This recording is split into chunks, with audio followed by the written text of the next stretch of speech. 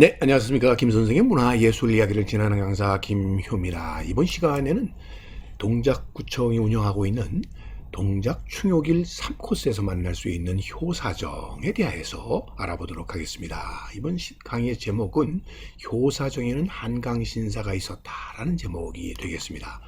자, 여러분들 이 제사, 태백산 이 천제단에서 만날 수 있는 바로 이 하늘에 대한 제사 하는 것은 여러분들이 하나의 통치 행위였다고 얘기할 수가 있겠습니다. 일찍이 우리를 흔히 단군조선이라고 얘기할 때 이 단군이라고 하는 말이 단골이 한자화되면서 단군이 되었다라고 전해지고 있고요.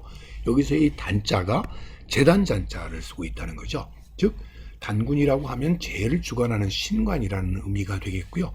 이것이 왕검, 소위 정치적인 군장으로서의 역할을 함께 했었다라는 점에서 결국 우리에게 있어서는 이 제사라고 하는 것이 하나의 통치 수단이었었다는 것을 알 수가 있겠고요. 여러분들 조선시대의 국가의 기본 오례인 국조 오례에 의해서 길례, 가례, 빈례, 군례, 흉례 중에서 지금 이 가례라든지 빈례, 굴례와 같은 이런 행사와는 별개로 흉례라고 하는 것은 장례와 상례가 되겠고, 이거를 제외하고 남는 것들이 다 길례에 해당되는 제사라고 보시면 되겠습니다. 국가에서 운영했었던 제사라고 하는 것은 큰 제사, 중간 제사, 작은 제사가 있는데, 큰 제사라고 하면 사직단과 종묘를 들을 수 있겠고요. 그 다음에 중사에 해당되는 것은 바람, 구름, 우레, 비의 신이라든지 아니면은 선농단, 선정단, 우사단과 같이 이렇게 농사가 잘 되게 해달라고 비는 것들뿐만 아니라 별, 아니면 목멱산, 얼음, 마을조상 등에까지 제사를 지는 이런 소사들까지 있었다라고 보시면 되겠습니다. 이처럼 제사라고 하는 것은 삶과 죽음을 연결하는 하나의 표현 형식으로서 제사라고 하는 것이 통치행위의 출발점이었다는 거죠. 그렇기 때문에 오늘날 흔히 조선이 뭐 제사 때문에 나라가 망했다 이렇게 얘기하는 것은 옳은 표현이 아니고, 예절이 무너지니까 나라도 망한 것이라 이렇게 볼 수가 있겠습니다. 자, 기본이 무너지면, 그래서 모든 존재는 뿌리가 있는 것이고, 인간의 뿌리인 부모와 조상을 연장하면 결국 그것은 이 살아있는 신이 아니더라도 살아있는 부모의 연장이라고 볼 수가 있는 것이죠. 그래서 제사는 이 효의 연장이라고 하는 의식 속에서 결국 이러한 통치 행위의 근본을 바로 이 제사로 봤던 것이고, 그러다 보니까 당연히 이 제사라고 하는 것 자체는 마치 예배 양식처럼 우리에게는 기쁜 일이 될 수밖에 없는 것이죠. 주로 이 제사가 지어지는 것은 하늘의 제를 지내다 보니까 지금 여러분들이 효사정에서 바라보는 이 한강의 조망처럼 탁 트이고 결국 물과 하늘이 함께하는 이런 공간들이 제사 공간이 될 수밖에 없었던 것이죠. 그러다 보니까 이 효사정 터는 일찍부터 마을 굿을 모시던 도당의 터였죠. 흔히 도당제라고 불려왔었던 것이고요.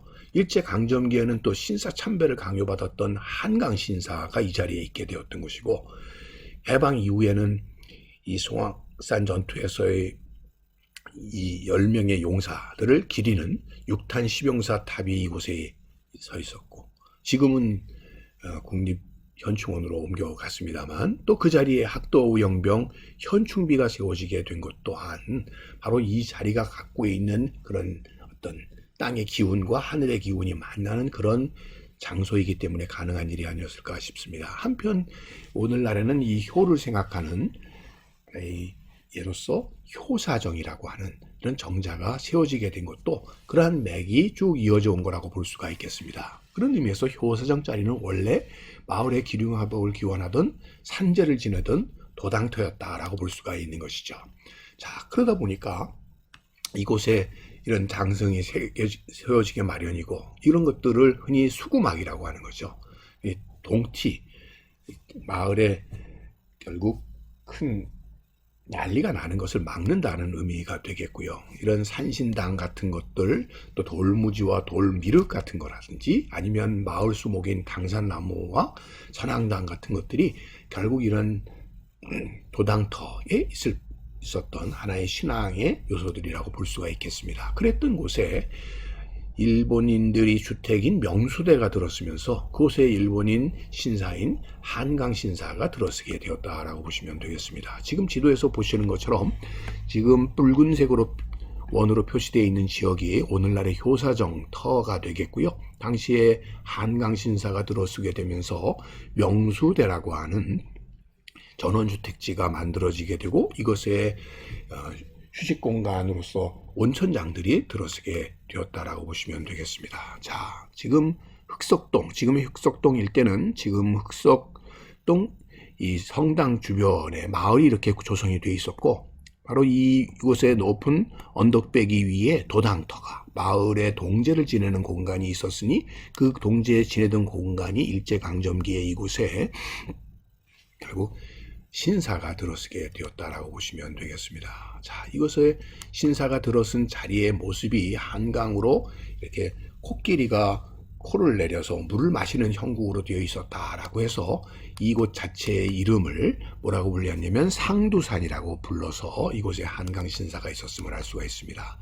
그래서 그 이후에 이러한 일본의 신기를 누른다라고 하는 의미에서 육탄 십용사 현충비가 이곳에 세워지기도 했었고 그것의 뒤를 이어서 학도영병 현충비가 그 자리를 지키게 되었다라고 볼 수가 있겠고요. 한편 이 조국광복의 염원을 담았던 그날이 오면이라고 하는 이 신문의 시비가 현재 이 자리에 조성이 되어 문학공원을 조성하게 되었던 것 또한 같은 의미로 이어졌다라고 보시면 되겠습니다.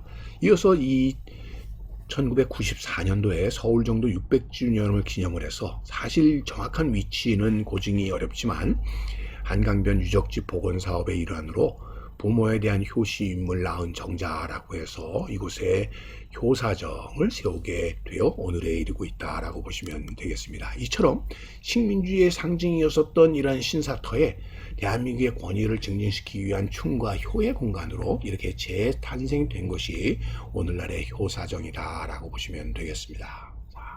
도당터였었던 곳에 오늘날 효사정이 세워져 있다라는 얘기를 꽃밭을 가꾸는 김 선생이 전해드렸습니다.